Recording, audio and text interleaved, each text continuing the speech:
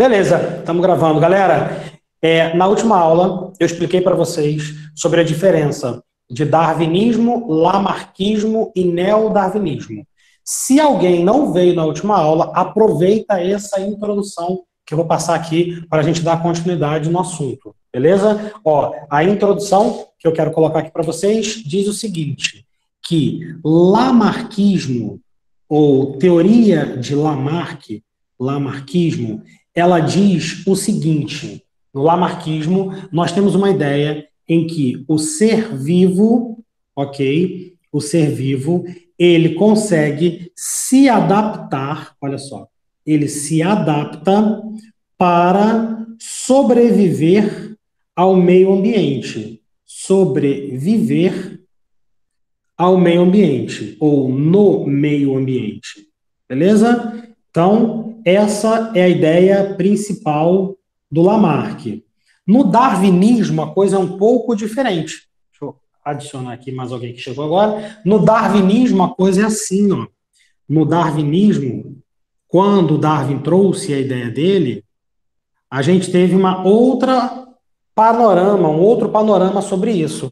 No darwinismo, nós temos que a ideia de que o meio ambiente, ok, seleciona os mais bem adaptados, os indivíduos que têm melhor capacidade de sobreviver naquele ambiente. Ó, os mais adaptados. Opa, aqui assim, show de bola. E aí ainda tinha uma outra que era o neodarwinismo. E aí, para quem estava na aula passada, deve lembrar o que eu falei sobre neodarwinismo. Então, isso aqui é uma pequena introdução do que eu falei na última aula. No neodarwinismo, nós temos a explicação de como os seres vivos mais bem adaptados surgem ou surgiram na natureza. Como assim? É porque o Darwin, ele conseguiu dizer, e todo mundo entendeu muito bem, que o indivíduo mais bem adaptado, ele consegue se manter na natureza porque ele tem características que facilitam a vida dele. Agora, o Darwin não conseguiu explicar, dentro da ideia dele, da teoria da evolução, como que esses indivíduos mais bem adaptados surgem.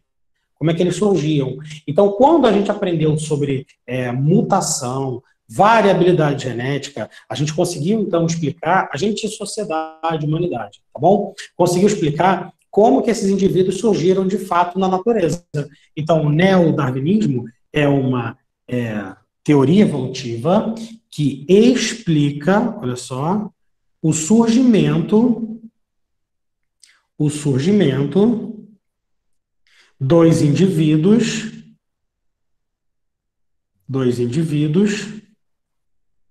mais bem adaptados no meio. E para que isso seja possível, o neodarwinismo usa os conceitos de genética que nós desenvolvemos ao longo do tempo. Tranquilo? Então tá aqui, ó, lamarckismo, darwinismo e neodarwinismo. Ainda existe uma outra ideia, uma outra teoria evolutiva que se chama mutacionismo. Não tem na apostila de vocês, mas vale a pena eu comentar. O mutacionismo é uma ideia evolutiva, uma teoria evolutiva, que ela trata muito parecido com o neodarwinismo. Ela fala muito parecido com o neodarwinismo. Só que no mutacionismo é dado mais importância à força evolutiva, à mutação, do que às outras forças. É como se fosse uma ideia que diz o seguinte: a mutação ela acontece praticamente sempre, de forma constante, e isso vai orientando aquela seleção natural. De fato, isso acontece, mas não na intensidade que o mutacionismo propõe. O mutacionismo dá muita importância para a mutação e menos importância para outras forças evolutivas. Uma coisa importante aqui, dentro dessa história, é que o que nós estamos vivendo agora, na situação de pandemia, é explicado através disso. Quer ver um exemplo? Bem rápido, tá? Para a gente não perder muito tempo aqui. O vírus, coronavírus, o SARS-CoV-2, ele foi um vírus que acometia outros animais, sofreu mutação e aí ele conseguiu passar para seres humanos. A partir de agora, ele está contaminando os seres humanos. Quem são os seres humanos que ficarão vivos, que sobreviverão? Serão aqueles seres humanos mais bem adaptados no meio, que são aqueles seres humanos que não têm diabetes, que não têm problemas respiratórios, que não têm, enfim, que não são muito idosos, que são mais jovens. O que você está vivendo é uma espécie de seleção natural. O ambiente que você está inserido mudou. Como assim, Feitosa, o ambiente mudou? Está sol ainda, continua chovendo de vez em quando. Tudo bem, mas mudou porque agora no ambiente tem um vírus, tem um agente patogênico que é capaz de matar alguns seres humanos. Então, só sobreviverão aqueles seres humanos mais bem adaptados. Ah, Feitosa, mas e se o cara tiver tudo isso, diabetes, problema respiratório, mas ele ficar em casa, ele se cuidar e tudo mais? Então, o que a gente está fazendo é tentar burlar a seleção natural, tentar facilitar a vida daquelas pessoas, o que é normal. As espécies, como a nossa, nós criamos soluções que nos permitem sofrer menos com a seleção natural. Se tivéssemos ainda, sei lá, na época das cavernas, vivendo aquela vida totalmente sem tecnologia, a probabilidade de nós sermos selecionados negativamente dentro da ideia da seleção natural seria muito maior. Mas ela não vai ser tanta porque nós conseguimos agora diminuir o impacto dessa seleção natural. E é isso que a gente quer, né? A gente não quer ninguém morrendo por causa dessa doença, por causa dessa situação, beleza? Lembrando mais uma vez, qualquer dúvida, é só mandar no chat que eu estou olhando para vocês ali o que vocês escreverem. Até aqui, tudo bem, né? Beleza. O que eu quero focar na aula de hoje, um pouquinho mais, é justamente nas causas dessa variabilidade, tá? Então, eu vou até colocar aqui, ó, como subtítulo, bem aqui do lado. Olha só, deixa eu pegar o apagador e colocar aqui rapidinho. Olha só, eu quero falar com vocês sobre quais são e como são as causas dessa variabilidade que a gente tanto fala. Variabilidade. Beleza? Bom, primeiro ponto, em primeiro momento, deixa eu só botar aqui a minha marcação de subtítulo. As causas da variabilidade. Primeira e muito importante causa de variabilidade. Eu quero que você coloque aí a reprodução sexuada. Reprodução sexuada. O que é isso, Feitosa? Como é que funciona essa história daí? Bom, primeira coisa, reprodução sexuada é uma reprodução em que dois seres vivos eles conseguem gerar um terceiro ser vivo. A gente tem como conceito básico de reprodução sexuada aquela reprodução em que ocorre troca de gametas. Então, sempre que tiver uma reprodução em que ocorre troca de gametas, vou botar aqui assim, ó, ocorre, já vou ler as perguntas do chat, tá? Troca de gametas. Nós teremos uma mistura, digamos assim, de material genético. O exemplo mais claro que eu posso usar é o caso da espécie humana. Olha só, o ser humano masculino produz o espermatozoide. O ser humano feminino produz lá um óvulo. Esse óvulo e esse espermatozoide possuem dentro deles um núcleo. Esses núcleos têm material genético. Na hora que acontece a fecundação, nós temos a formação de um outro indivíduo, de um zigoto, e esse zigoto, ele possui material genético tanto de um progenitor quanto do outro. Inclusive, a gente usa isso até através de uma nomenclatura. Essa célula espermatozoide, a gente diz que ela é haploide. Significa que ela tem um cromossomo só de cada tipo. A gente usa a letra N para representar esse número de tipos de cromossomos. E aqui, no óvulo, ela também é haploide, ela também é N desse jeito. Quando as duas se fecundam, elas formam um zigoto que é 2N, ou seja, nessa célula que está aqui do lado, nós temos 2 cromossomos de cada tipo. E dessa forma, a gente tem uma variabilidade. Você é diferente, geneticamente falando, da sua mãe e do seu pai. Existe uma outra reprodução, que é a reprodução assexuada. A reprodução assexuada é uma reprodução em que um indivíduo sozinho se reproduz e forma dois, né? Isso é uma espécie de clonagem. Então, quando tem reprodução assexuada, não tem variabilidade genética. Então, não estaria aqui dentro da nossa listinha de causas de variabilidade. Então, aqui eu tenho a primeira explicação de como acontece o processo de formação de novos indivíduos, beleza? Vou passar para a segunda já já. Deixa eu só ver aqui as perguntas. Feitosa, você viu ontem que um herói... Opa, herói? Peraí, está escrito? Deixa eu abrir ele de novo. Você viu ontem que... Deixa eu subir novamente o chat. Que um herói de guerra da Segunda Guerra Mundial, de 99 anos, pegou o coronavírus e foi curado? Vi, Pedro, vi sim. Muito bacana. O que isso mostra para gente? Mostra para gente que não é 100% das pessoas idosas que pegam, que ficam, que falecem. A gente até já sabe, Pedro, qual é a porcentagem disso. Eu já falei com vocês. Dos idosos que pegam, a gente tem uma taxa de mortalidade de 15%. Entendeu? Então, assim, não são todos, 15%. E considerando os jovens, né, os indivíduos jovens, a taxa total de letalidade desse vírus é de 3%. Beleza? Deixa eu ver aqui se tem mais pergunta. Professor, você vai cobrar isso escrito no caderno? O Thiago perguntou. O João, ele vai ver quando a gente voltar às aulas. Isso aí, isso aí. O Thiago perguntou, o João já respondeu. Tá? Deixa eu ver se tem mais pergunta aqui. Acho que tem. Sempre vi sem escrever. Tá, a aula está gravada. Sim, a aula está gravada, está no YouTube do colégio. Essa vai ficar gravada também no YouTube do colégio. E o link vai estar disponível no plural, para vocês seguirem.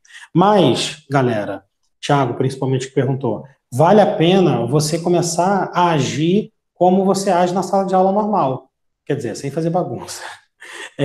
Vale a pena você começar a copiar as coisas, ter o seu caderno, né, das aulas que você está tendo, deixar tudo bonitinho. Exercício, obrigatoriamente, eu já falei de exercício com vocês. Exercício tem que fazer, tem que, enfim, botar no caderno que eu vou ver na volta, tá bom? Mesmo que essa volta seja, sei lá, 2022, sacanagem. Mas, enfim, eu já expliquei para vocês sobre isso de 2022. Bom, então essa é a primeira causa de variabilidade que eu quero que vocês saibam. A segunda causa de variabilidade, é justamente o processo. Oi? Rir para não chorar, é mais ou menos isso. É o processo, gente, olha só aqui, Júlia, de mutação, tá bom? O processo de mutação é outro processo ou outra causa de variabilidade, muito importante também para que vocês saibam, que vocês dominem. Gente, eu vou dividir esse processo em dois possíveis processos, na verdade, em dois tipos de mutação. Existe a mutação que é chamada de mutação somática, e existe a mutação que é chamada de germinativa. Germinativa. Ó, Deixa eu apagar aqui. Escrevi errado. Mutação germinativa. Vamos entender qual é a diferença de cada uma. Você tem dois conjuntos de células no seu corpo. Na verdade, você tem várias células, tá? Mas elas podem ser divididas em dois grandes grupos. O primeiro grande grupo é chamado de célula somática. E o segundo grande grupo é chamado de célula germinativa. Qual é a diferença de cada uma? Célula somática é a célula que você encontra formando o seu corpo. Sua célula da pele, sua célula do osso, sua célula, enfim. Várias delas. Neurônio. Célula germinativa é a célula que você encontra dentro das suas gônadas, que são as regiões que fazem gametas. Então, você vai encontrar essas células ou no testículo do rapaz ou no ovário da mulher. Se você tiver alguma mutação numa célula somática, se você tiver alguma mutação numa célula somática, essa mutação, ela vai ser só sua. Você não vai passar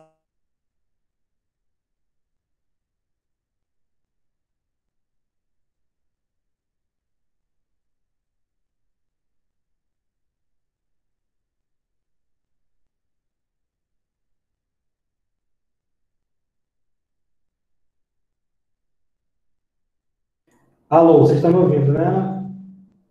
Calma aí, rapidinho. Calma aí, já vai voltar, já vai voltar.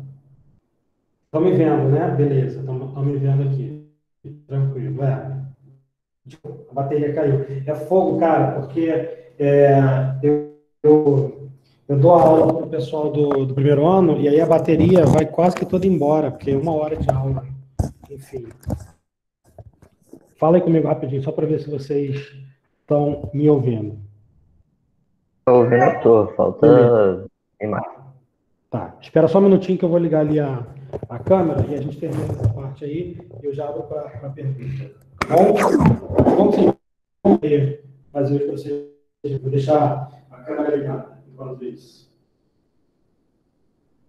E impressionante, eu estava pensando aqui, acho que essa câmera não carregou tudo que tinha que carregar. Mas beleza, vamos lá, vamos continuar então aqui, rapidamente, enquanto está ligando ali a câmera. Deixa eu sair aqui da luz.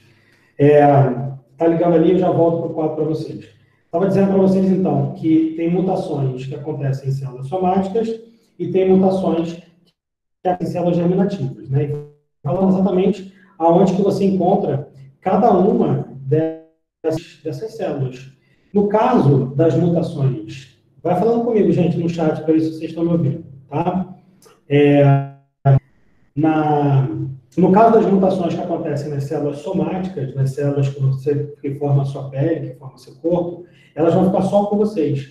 E no caso das mutações que acontecem em células germinativas, obrigado, Pedro, essas mutações germinativas, elas podem ser passadas para os filhos de vocês. Ou seja, o que acontece? Se você tiver uma mutação que aconteceu numa célula germinativa, essa mutação, ela está dentro daquele conjunto de mutações que vão ajudar na variabilidade genética. Enquanto as mutações que acontecem nas células somáticas, essas não estão dentro daquelas que vão participar da variabilidade genética. Então, a gente precisa ter claro isso, muito, muito bem explicado e especificado na cabeça. Não é porque uma pessoa, por exemplo, tenha proteção contra o coronavírus, porque ela sofreu uma mutação, e aí ela tem que o filho dela vai ter essa mutação também, e aí ela vai conseguir ter uma prole inteira de pessoas que consigam ser imunes. Não, não é assim que acontece. Só vai acontecer se realmente tivermos uma mutação. Só vai realmente acontecer, agora melhor? Ver se o áudio ficou bom.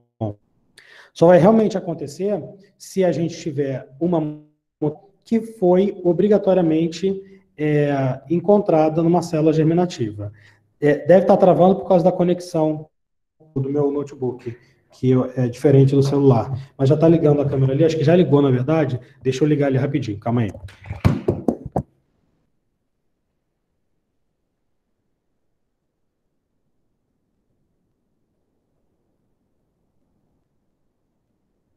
Já estou de novo, hein? Calma aí.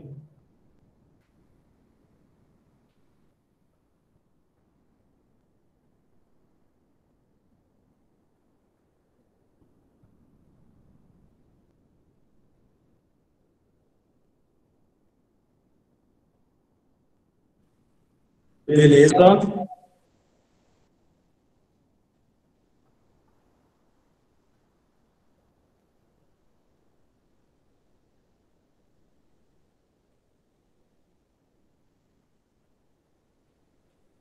Beleza.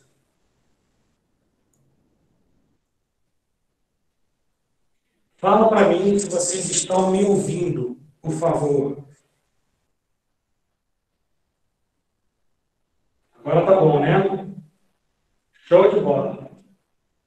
Já voltou a câmera ali, vai rápido, vai rápido.